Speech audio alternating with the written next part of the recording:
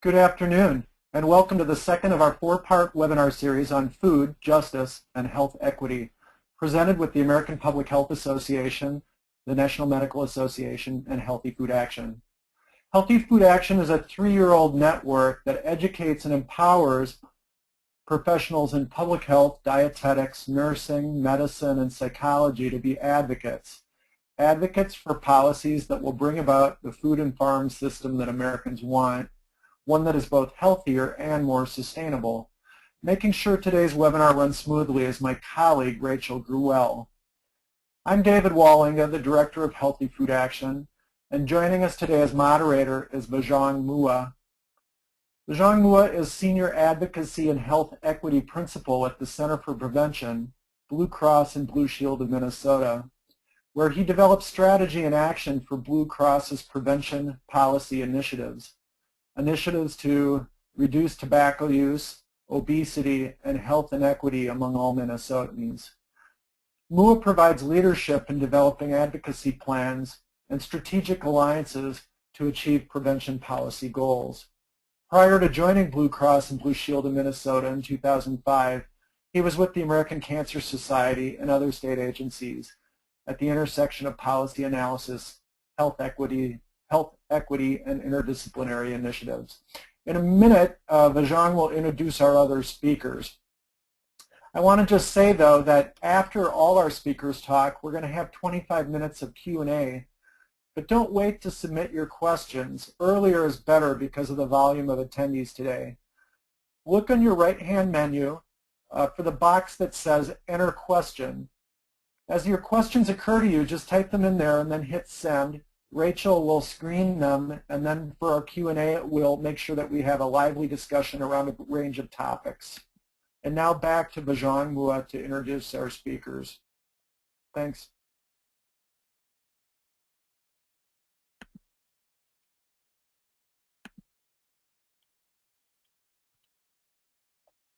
Go ahead, Bajong.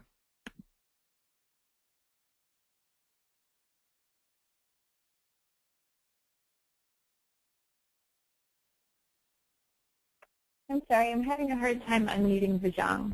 We'll just need a moment here, just a moment. Okay.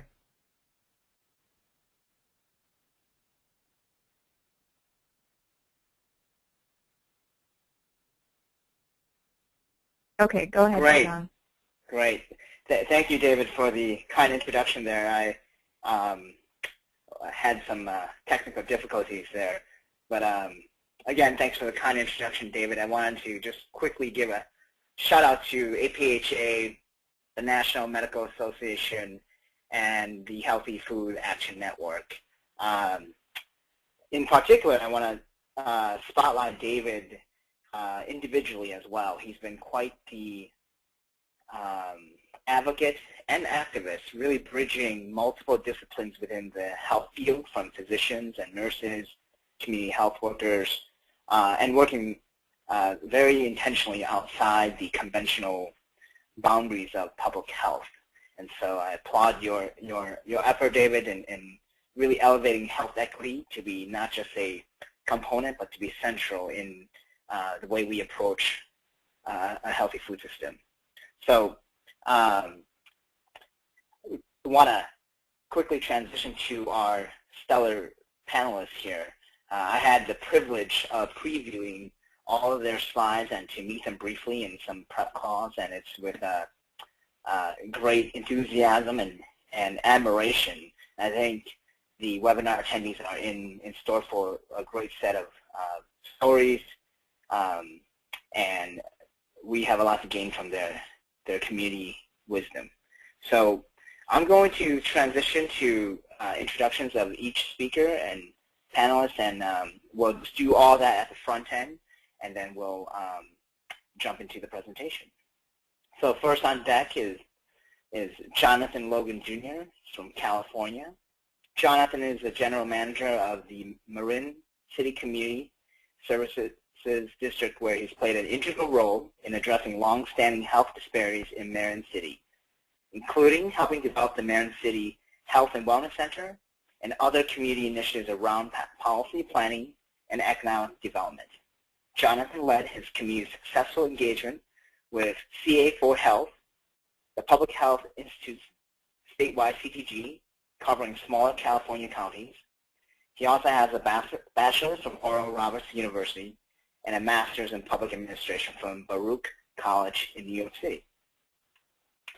And then next after Jonathan we have Wanda Givens from Massachusetts, who considers herself to be a community organizer, although she's also executive director of the Mason Square Health Task Force in Springfield, and a board member of the Massachusetts Public Health Association, and a member of the Springfield Food Policy Council. Mason Square is a very diverse community of nearly 40,000 residents from Latino, Somali, and many other cultures. We're going to hear more about the task force in her presentation. And then from Alaska, we have co-presenters Martha Pearson and Tracy Gagnon. Martha is the CTG Grant Manager of the Southeast Alaska Regional Health Commission, or SEER-HC. SEER-HC is a nonprofit tribal health consortium serving the health interests of 18 Tlingit, Haida, Tsimshian, and other native communities in Southeast Alaska. I apologize if I butchered any of those names. I'm, as you can imagine, sensitive to name pronunciation, so I apologize if I butchered anything there. It is one of the nation's oldest and largest native-run health organizations. Since 2011, Tracy has been leading efforts in Sitka to get locally caught seafood into the school lunch program as part of its Fish to Schools program. By partnering with a number of stakeholders, fishermen, seafood processors, food service, school district, and school board, Sitka is successfully serving local fish at least twice a month in all schools K through 12. And now for the first of our speakers, Jonathan Logan. I would like to first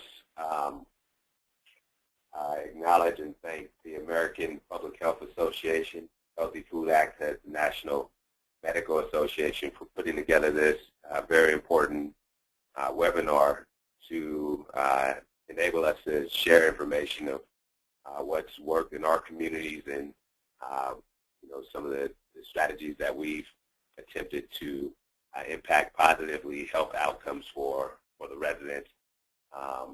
And so just want to say thank you for that.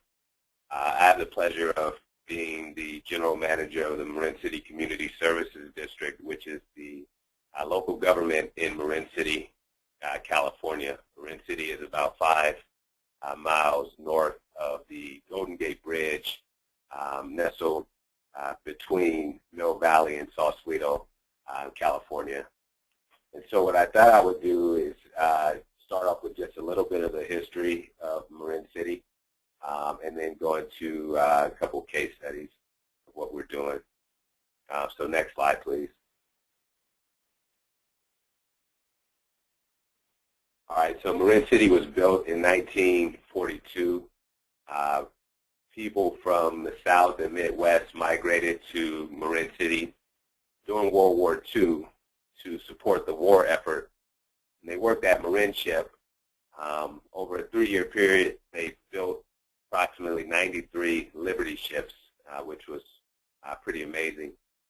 After the war, many of the African Americans there in the community, rather than moving back south or back to the Midwest, they decided they wanted to stay in Marin County and make the Marin City community their permanent home. And so federal dollars were invested in the community, and the first integrated family public housing project was created there.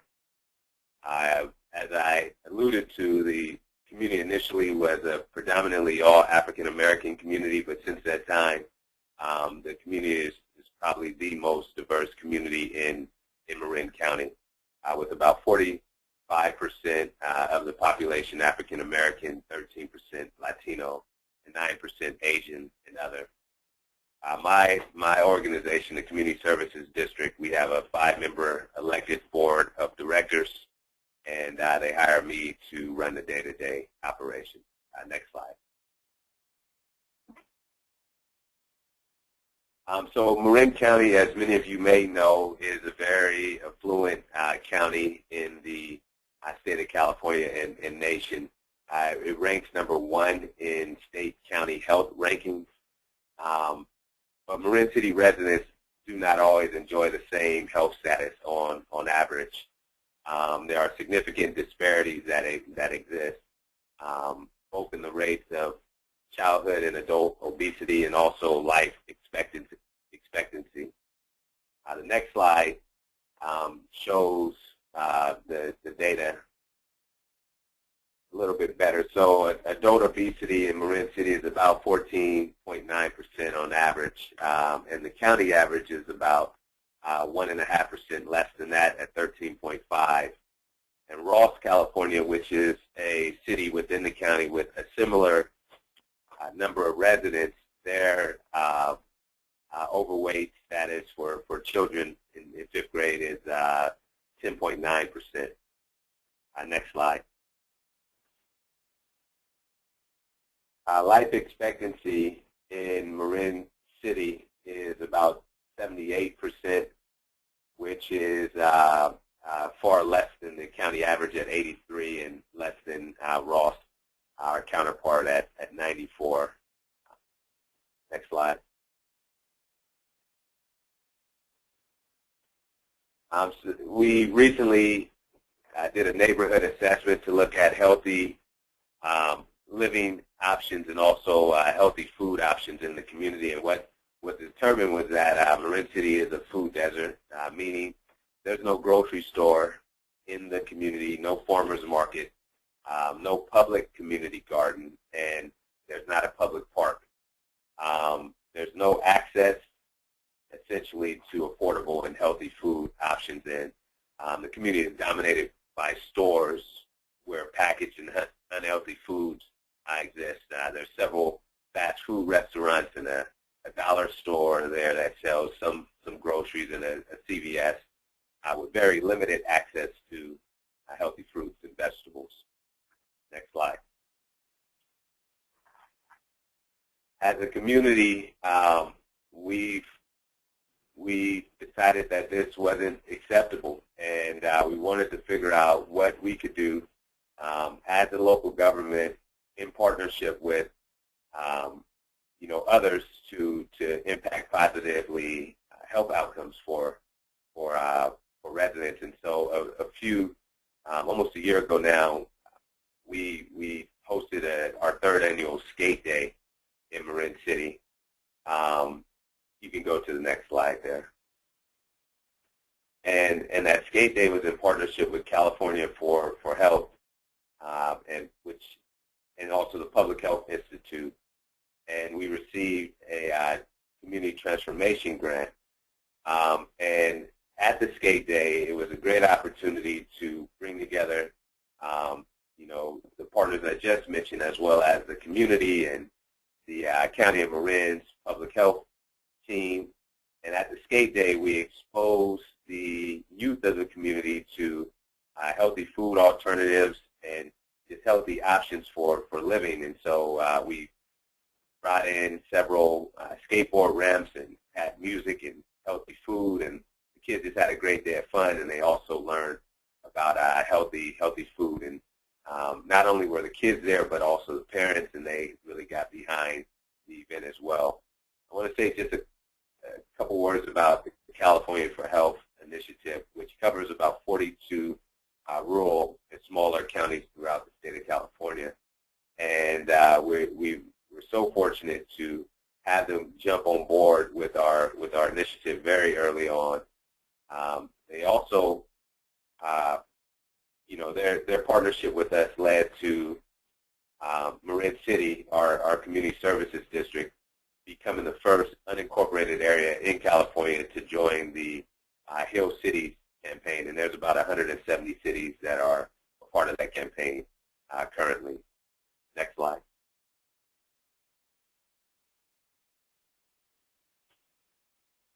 So there's a few other things that we've benefited from by being associated and in partnership with the Community Transformation Grant in California for Health.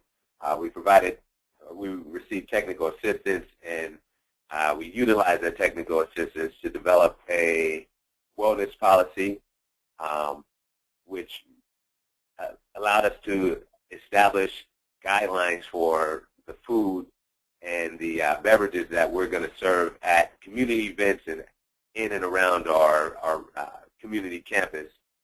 And so one of the things that I'm most proud of is that the board approved a policy that removed all sugary drinks from our menus, but also our vending machines. And we all recognize that kids, they will eat what's available to them. And so we certainly didn't want to contribute to health inequities by making these things that aren't good for their health available and accessible. Also through our partnership with CA for Health,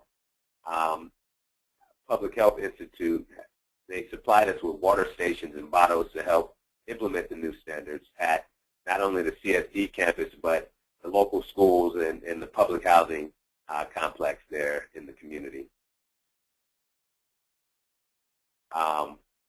Members from my staff and community residents, they were also able to attend the Action Institute a few weeks back, and we made some pretty significant connections and relationships with the Federal Reserve Bank and the California Endowment, and they're going to, we hope that they'll be strong partners with us as we look to some of our future initiatives. Next slide.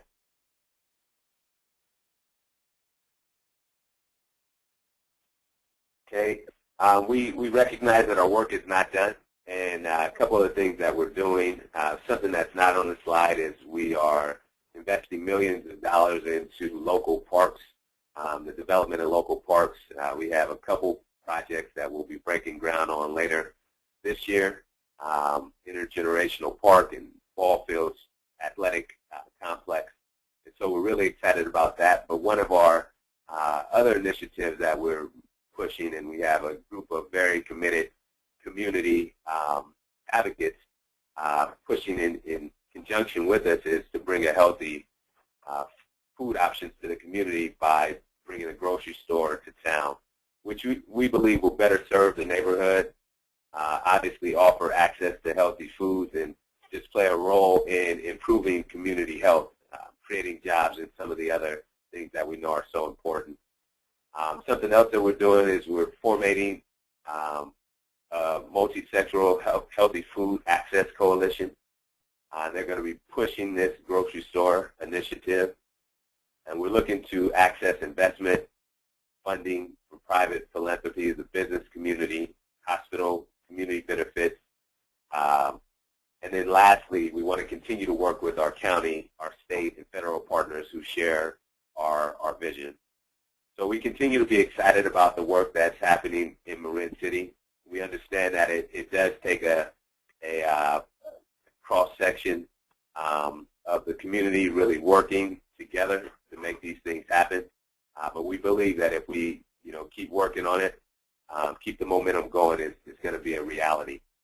So I want to thank you all again for listening to this talk, and I'll be available for questions at the end of the webinar.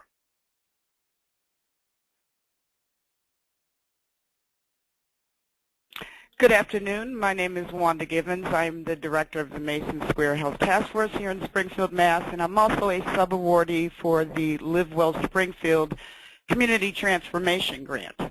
I'm going to be talking about some of our successes today and also some of the challenges we continue to face as we do this work here in Springfield. Next slide, please.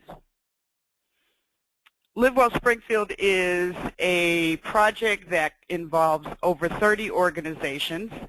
And as you can see, because we believe strongly in taking a holistic approach and dealing with the social determinants of health, we've done our best to ensure that we have partners from from all of the different silos that normally operate in a city. We've brought them together, and we've tried to cover as much of the issues, the social determinants that we feel are applicable to the work that we're doing.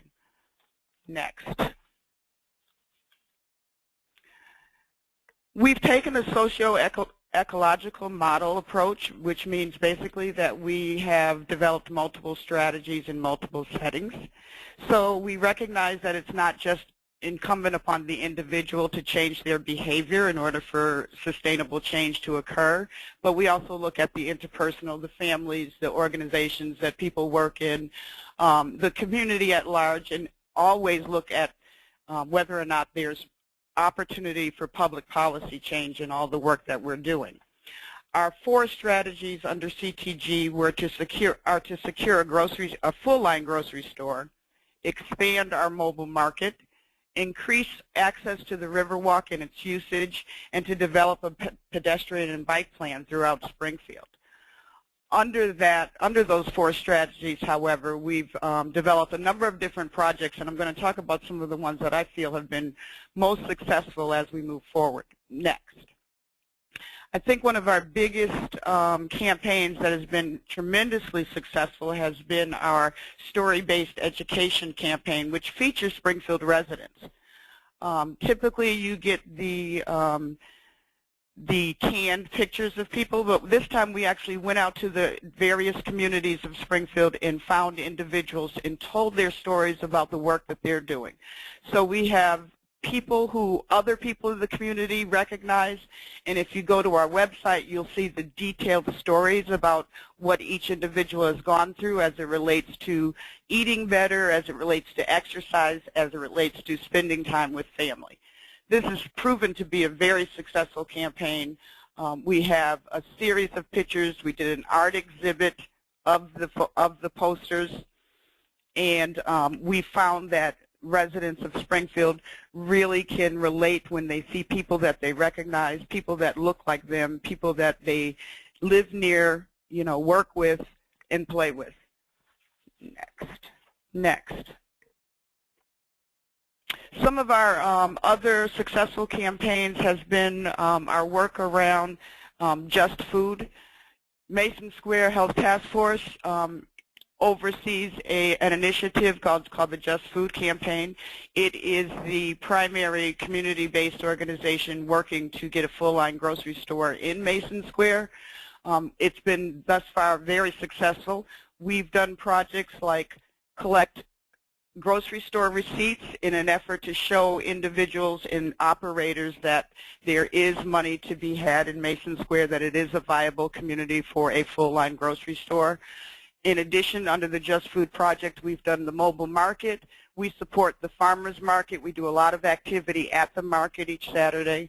We run a menu nutrition program. It's a 6-week series of workshops around eating healthy and how to budget for healthy nutrition.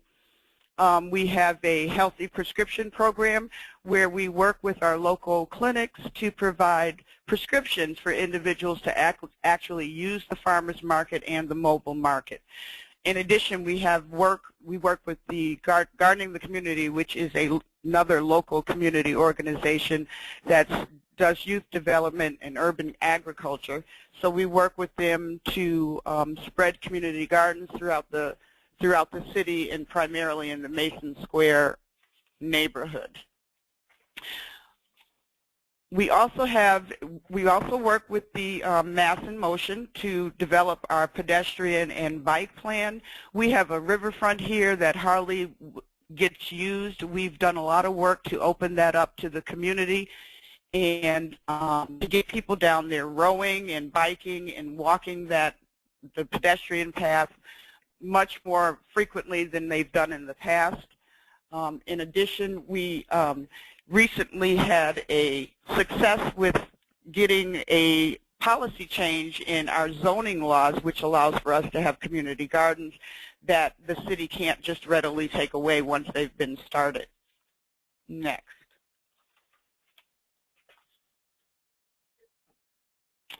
So one of the projects that we've recently started is called Let's Get Task Force Fit Together.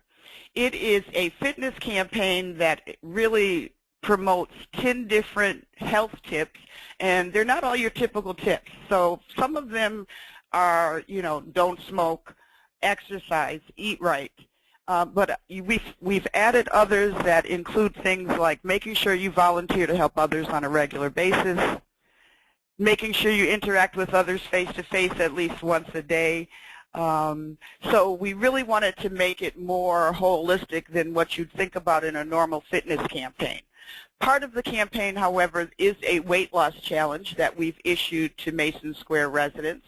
They are in teams of 4, and that's on purpose so that they have someone beside them who can motivate them through the competition.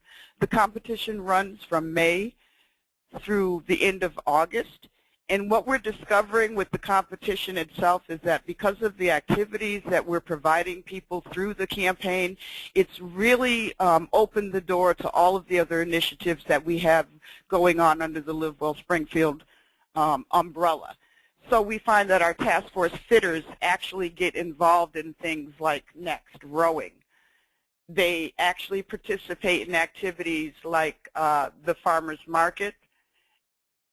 They use the bike and pedestrian pathways to exercise, and they're also involved and have become involved in our food justice projects as well.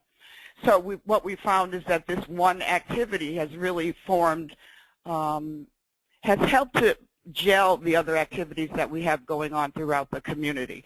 And I think that speaks to some of the success of our project overall. If someone were to ask me what do I think has been the reason for our success, I would say 2 words: continuity and collaboration.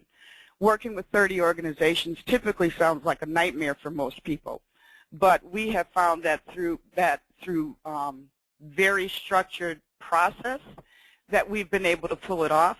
And I think that because we rely on the work that's been done before us. For example, getting a grocery store is something that the city of Springfield has been working on for many, many years. So rather than develop new projects for us to work on, I think we made a conscious effort to look at the work that had already been done and see how we can build on that work. And that's, I think, what has allowed us to be successful in the projects that we're seeing today, in addition to the collaboration across all of the different organizations. So because we are all working towards the same strategies, I think it allows us to use our resources more effectively. It allows us to send a more comprehensive and more complete message to the residents that we're trying to engage. Next.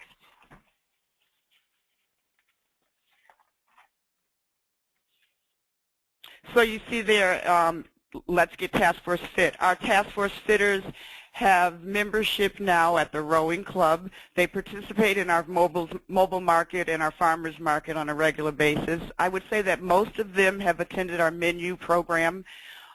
We've got individuals who are biking who haven't biked in over 30 years, and they are very in tune and supportive of the work we're doing around the grocery store through this one project. Next slide, please. If I were to talk about some of the challenges that I think we continue to face as a city and as a collaborative, certainly limited funding and not enough time. And those two kind of go hand in hand. When you think about funding, it's usually for 3 years, 5 years max if you're lucky. That really doesn't give you enough time in terms of sustainability and keeping something going. I think most of us will agree that change takes a long time, and for us to see the fruits of our labor, it would be helpful if we had more long-term funding over a longer period of time. Next bullet, please. I think another issue that has been a challenge for us is race equity. We approach all of our projects from a framework of undoing racism. And while I think we've been very attentive to the subject, I think it has also been a challenge as you get involved in doing work with the community, and particularly as projects are going and time is of the essence, it's easy for this particular topic to fall through the cracks, especially if things are going well. You don't always think about it. So while I think we do a good job, I think it's something that we have to constantly keep paying attention to and looking at it in terms of the projects we're doing. Are they really impacting the communities that we're trying to impact? And then finally, last bullet, I would say documentation and evaluation is always a challenge. And I want to thank our sponsors and our supporters for allowing us this opportunity to do something like this, because sometimes it's not until you actually are asked to talk about what you do that you actually think about where your successes have been and what some of the challenges are. So this process alone has kind of prompted me to step back and take a look and actually document some of the work that's been going on. And I think that's a challenge, particularly when you have big projects such as this. All in all, though, I would say that I enjoy the work that I do with Live Well Springfield. I think that we are finally beginning to see the fruits of our labor in Springfield. I think it's a movement. We're seeing far more people attentive to their health, to the food that they eat, and certainly to physical fitness across the city. So I'm appreciative of the opportunity, and I'm hoping that I will be able to continue to make a difference in Springfield. Thank you, and with that, I will be available for questions afterwards.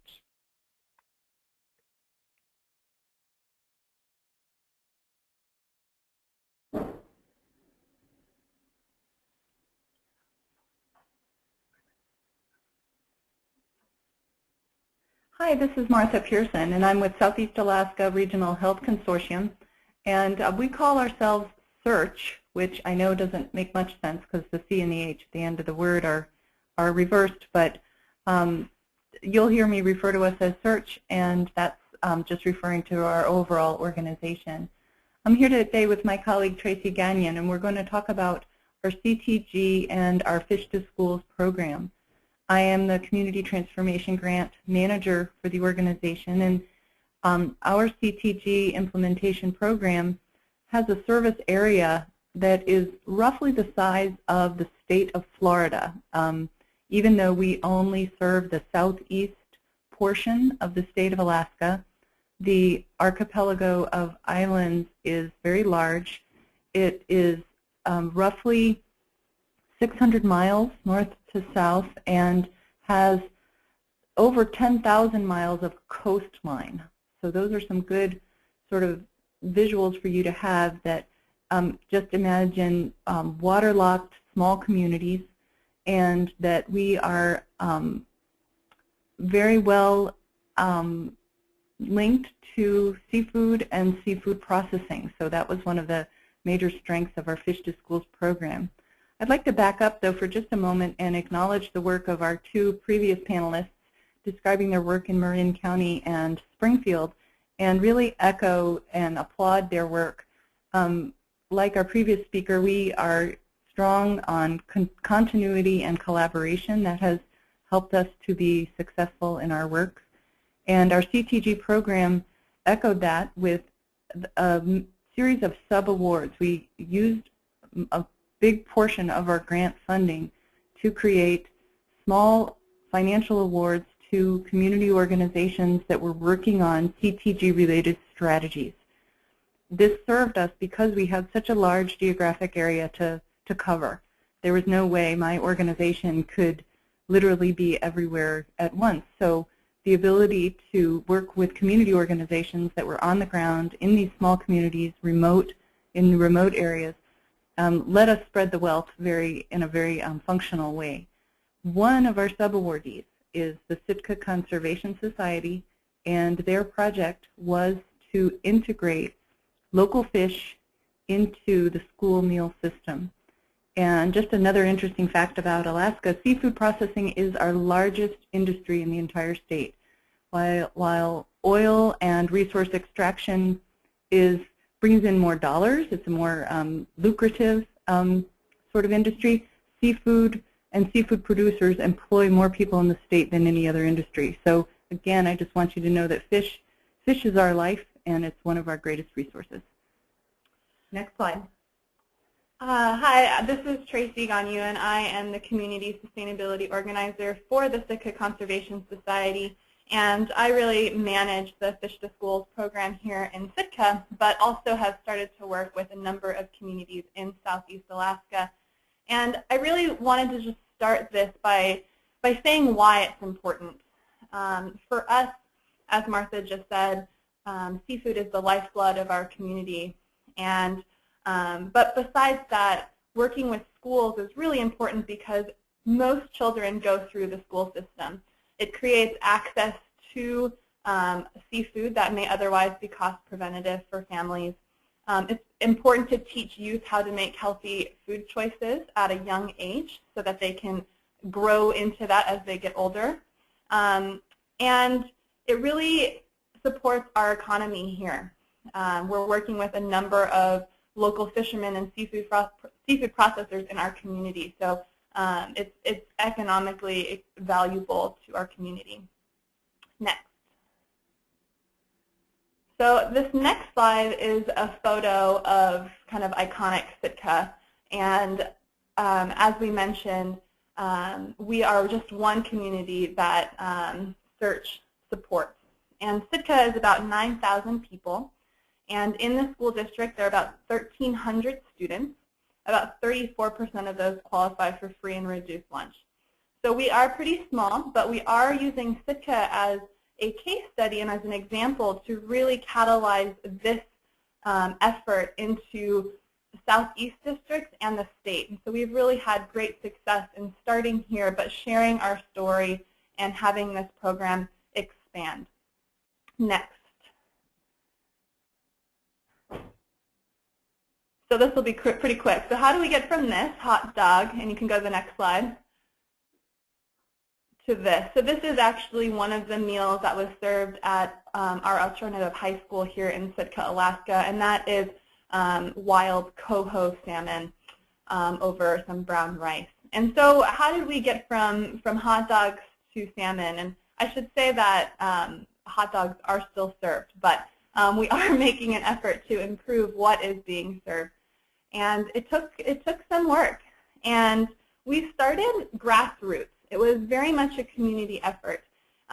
In the fall of 2011, we had a group of stakeholders come together in our annual Sitka Health Summit, which is sponsored by both of the hospitals in town. And this is a process by which community members identify and vote on their community health priorities for the year.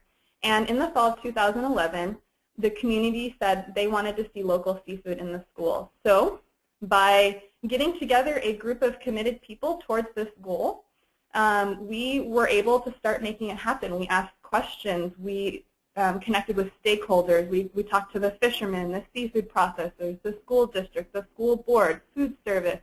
We talked to everyone. We talked to parents to see if this was viable. And it was, which was great. But we also needed funding, or we needed the resource. And so we've been able to do that in a couple of ways. One, we've started by getting seafood donations directly from the seafood processor and the fishermen. We were also able to get support through CTG, which helped coordinate the efforts in order to figure out systems and processes to get salmon into the school. And through all of this work, we were able to help kind of catalyze a state initiative. So now there is actually state funding at $3 million per year that schools can use to purchase Alaskan foods. And this isn't a permanent budget item, but we are in the third year of funding, which will be for the next school year. So this is something that is really incredible, something locally catalyzing and supporting and showing the need for something much larger to support efforts statewide. This is Martha. I just wanted to jump in too. This $3 million budget allocation at the state level supports communities like Sitka, but it supports school lunches across the state. So this is an economic boost for small communities that want to serve local food but maybe feel like the local food is more expensive than the processed food they can purchase bulk in commodities. And so what this line item does is acknowledge the importance of our local foods and their nutritional value of them, but also boost these local economies in really positive ways. The schools make the purchases and they get reimbursed for the dollars they spend on local foods, up to, and again, on a state level, that's $3 million. That, again, I can't emphasize that enough. It's exciting to have that financial support, but I also want to say just the money is not enough to make a program like this fly. And we'll go ahead and go to the next slide. So just some really quick basics on what we've noticed. We are serving local seafood at all of our schools here in Sitka, and we're starting to see schools all across Alaska serving Alaskan seafood. And I think that by sharing our story, we've really been able to support other initiatives. And I also have to say and give credit to other districts that started this before us. So we're just one of many, which is great. When fish is served, it's about 30% of the meals that are offered, which is really fantastic. Students serve a number of choices, hot dogs being one of them. Over 1,500 lunches were served in the 2012-2013 school year, and it'll probably be about double or nearly double that this last school year. So we've seen some really great increases. And each year we have a new success. So we started with one school in 2011, and now we're at 6 schools here in Sitka alone. So it's been really great to see kind of the ladder of success. Next slide, please. One of the keys of success is education, and we developed something called the Stream to Plate curriculum, which is really an opportunity to do some place-based learning. So again, salmon and seafood are the lifeblood of our community, so this was an opportunity to teach youth about the food that they're eating, which is in the waters right out their front doors. So this series of lessons, there's 7 of them, and they are available for free, outlines how fish are used, how they're caught, processed, and prepared, their nutritional value, how they connect to communities and the economy. This is really important because they're learning about the food that they're eating. So they're learning that food choices mean more than just the food they put in their mouth. It means something to their, to their body for nutrition. It means something to the communities that they're a part of. It means something for the economic vitality. So Stream to Plate has been really valuable for us to tag these lunches with an educational component. Next, please. And education in our communities has been equally as important. So we do a lot of work in our community here to tell the story, to share with parents, community members, why Fish to Schools is so important. We do radio announcements. We have stories in the newspaper. We invite fishermen to have lunch with our students. We try to do webinars just like this or presentations just to share our story, to maybe inspire or support other initiatives like this one. And this has been really instrumental in developing community buy-in to the program. This program is so, I think it can accomplish so much because so many people have their foot in the project. It's been really great to be able to share our stories and hear people share the story as well. I'll also add the sense of local pride is very high, and as you can imagine, if 25 to 50% of your town are somehow related to the seafood industry, the idea of serving our local product in the schools is going to just naturally touch so many people and bring that sense of pride to the students and everyone involved. And we try to capitalize on that in a very positive way and celebrate it. Next slide, please.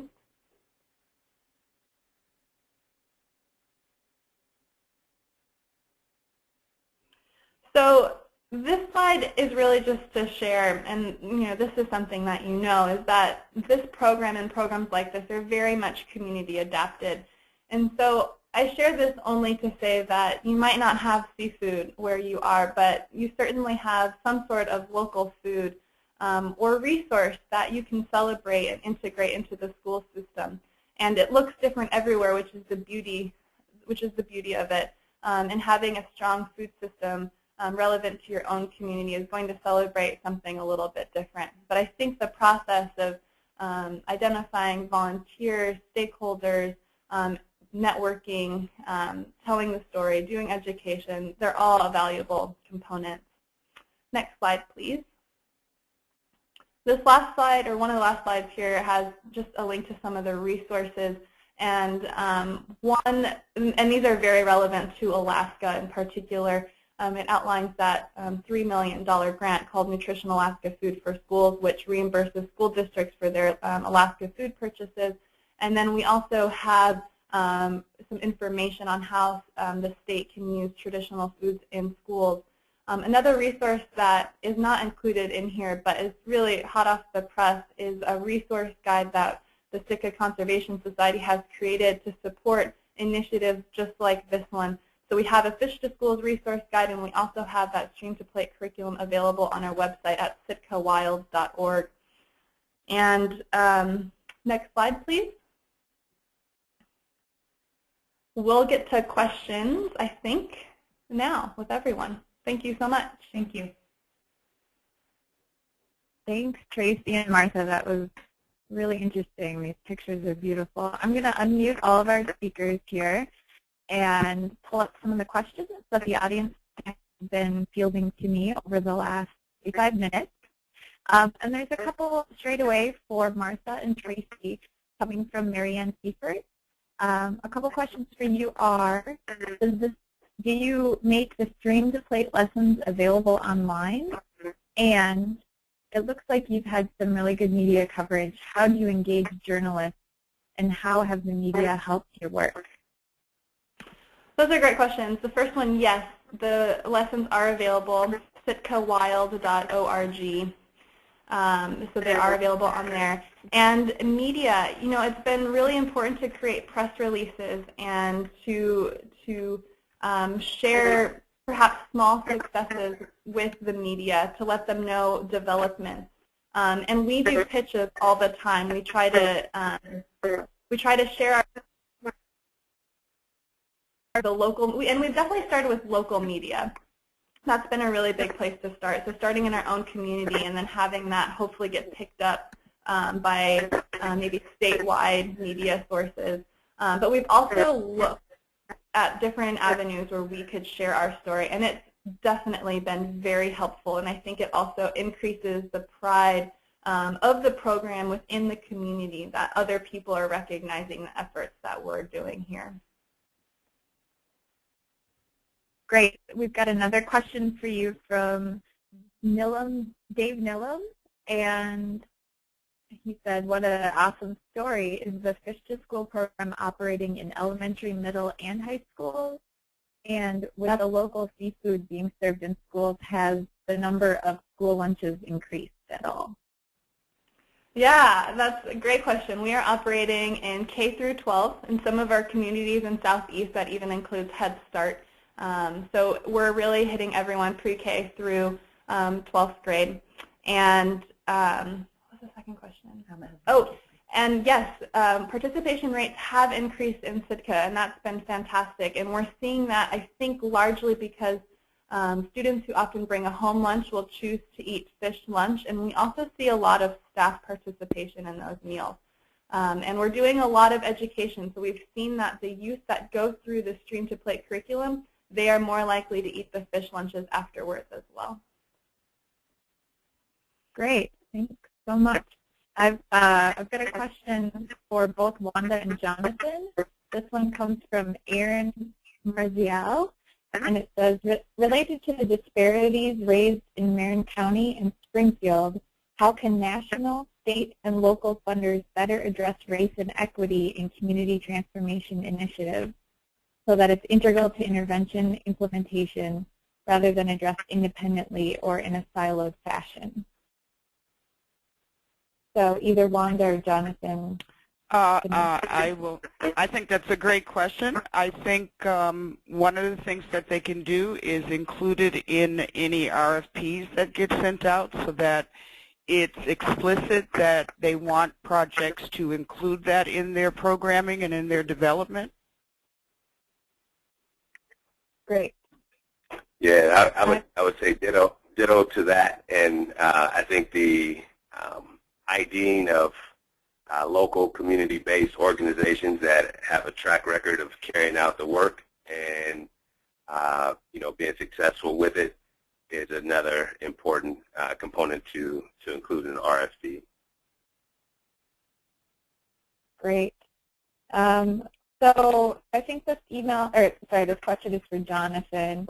and it was a question about time commitment. So how much time commitment was involved for some of the strategies going on in Marin County to take root and begin to grow? Yeah, for us, it's a huge time commitment. We really feel that it's important and that health should be incorporated in all of our work. And so it really took a shift in my priorities, the board's priorities, and the various partners that we join forces with. I guess the specific answer is kind of hard to say, like in terms of hours, but it really is something that we just kind of breathe and we dream about. I guess if I had to put it in hours, I would say it's probably about 40% of the work that we do has some connection to health and health outcomes. Great. I've got another question here for Wanda, and this person asks, a common and welcome theme is adding grocery stores in areas which are food deserts.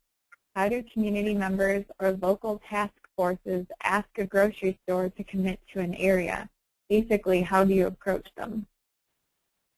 Well, we did a number of things. We enlisted the help of a professional, someone who's done this before. I don't know if anyone's ever heard of Jeff Brown out of Pennsylvania, but he's done a lot of work with grocers, with ShopRite, opening up 10 grocery stores in urban communities. We did a presentation where we invited him in, and we invited all of the operators in our area to come hear about his success. So we first planted the seed that this is possible, it can be done. He was good at denying a lot of the assumptions and fears that operators might have around opening up an urban grocery store.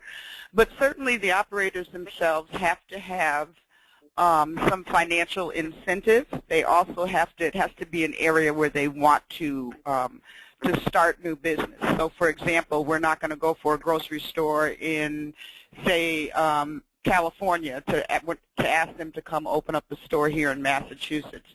So it's really been a process of trying to get to know them and allowing them the opportunity to get to know us and sparking that interest in them.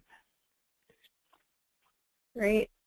Vijay, if you have any questions for the presenters, feel free to hop in. Otherwise, I'll just keep asking all these great questions from our audience members. So I have another one to Martha or Tracy. This is from Regina Jervin, a doctoral student who is doing her dissertation on childhood obesity. Regina's wondering if you have a school-based health nutrition curriculum to teach students health nutrition, and whether or not you think this would have an impact. I think that's a great question.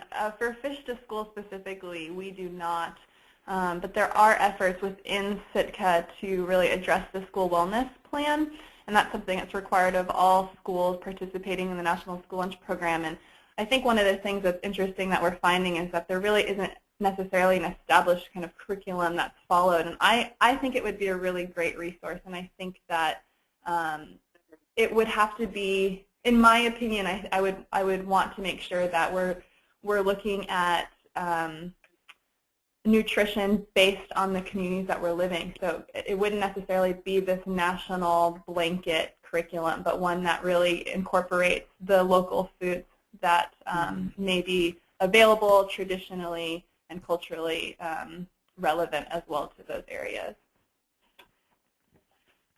Great. I've got a question here for both Wanda and Jonathan. And Marla Hollander asks, can you share some more about some of the challenges and solutions you found in engaging priority populations as partners in achieving health equity? What's the greatest lesson you've learned, and what gives you hope that you're moving in the right direction?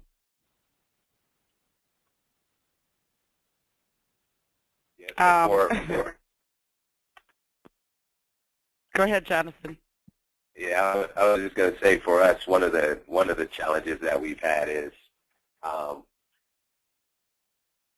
you know, it really does mean a lifestyle change for folks. And so one of the major challenges is convincing them that there are other options for eating.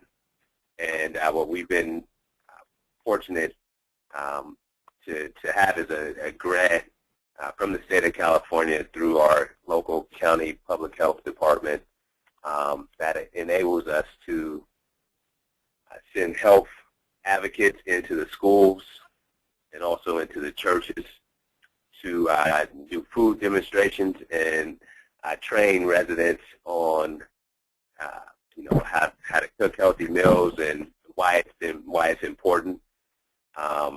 And so, yeah, we see that as a barrier, but it's something that with the right resources and curriculum and the right folks teaching the curriculum, it's something that can be overcome. I would agree with what Jonathan said, but I would also add that trust has been a big factor, that you have to build trust, that usually these priority communities are used to people coming in and going out, making promises and not always fulfilling those promises. So why should I listen to you? And I think it's been the work of our community health workers and actually people from the community who we enlist to do the work. So they go out, they've built trust with individuals, with the residents, and the task force holds a quarterly community, we call it a community checkup. So we do our best to just meet regularly with folks so that they know who we are, and over time I believe we've built that trust in the community where people know that we have their best interest at heart, and if we're doing something they don't like, they are going to let us know immediately.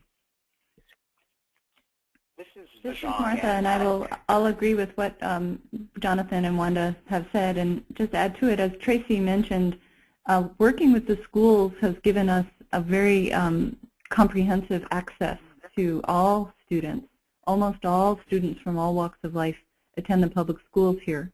So to improve access to nutritious foods in this setting is a really effective way to work towards social justice.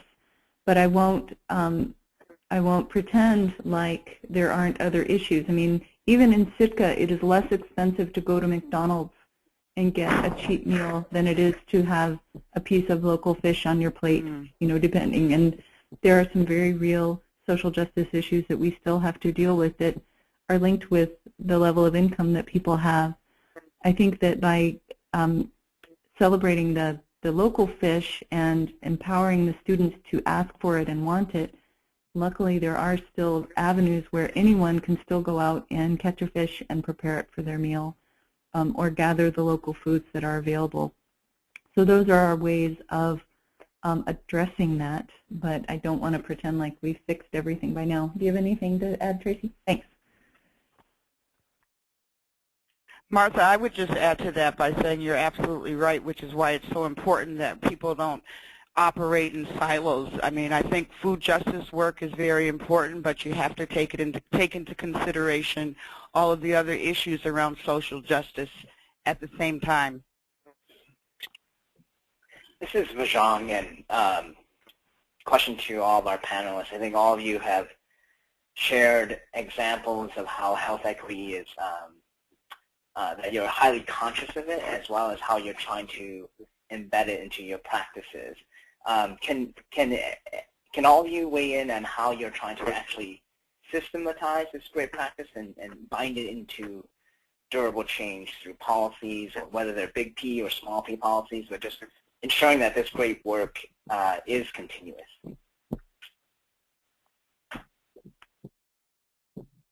This is Tracy and Martha, and we can start. Something that we're trying to do at Fish to Schools is really institutionalize the idea. And by working with the stakeholders in the community and telling the story, sharing the successes, sharing the challenges, and really getting their buy-in, we've been able to get resolutions. We've been working on the school wellness policy. We've been working on statewide advocacy and our legislators. And we're getting to the point, too, where a school board member was interviewed, and something was asked about Fish to Schools, and they said it's just what we do. So it's something that we've been able to kind of share the story to the point where it becomes their story. And so institutionalizing has been very helpful for us. Great. I would say, this is Wanda, and I would answer that by saying we do all of the typical things in terms of calling our legislators, and you know, locally we work on different policies through our Food Policy Council. But I think it's also in the approach that we take. I think when you are collaborative and you're really looking at doing things in a common way, and you talk about understanding, we've gotten to a point where we don't have to always be the one screaming the loudest. So in other words, we've worked long enough with some of our city officials, some of our city departments and other organizations where folks are beginning to think the same. And that goes a long way, so that when they're doing projects, we know that race equity is at the forefront of their mind. We know that, you know, policy changes, how can we make this sustainable, is at the forefront of their mind. And when you have everybody working on the same page, it goes a long way to make things sustainable and long-lasting. Yeah, for us, we're making several environmental changes, as I mentioned earlier, constructing some new parks, and